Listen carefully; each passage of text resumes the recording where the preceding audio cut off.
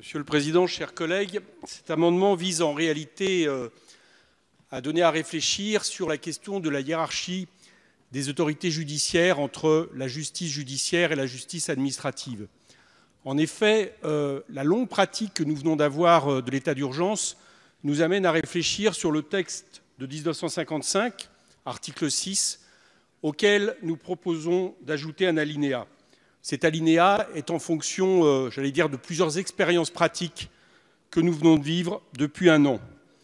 Il s'agit de savoir si pour des personnes qui sont assignées à la résidence et qui font l'objet d'un contrôle judiciaire précédent, que ce soit sous l'ordre, par exemple, d'un sursis avec mise à l'épreuve, d'une contrainte pénale, d'une surveillance judiciaire, etc., qui, du juge administratif ou du juge judiciaire, prend le pas sur l'autre pour décider soit que, par exemple, c'est sa décision qui prévaut ou si, au contraire, on doit l'aménager avec une assignation à résidence.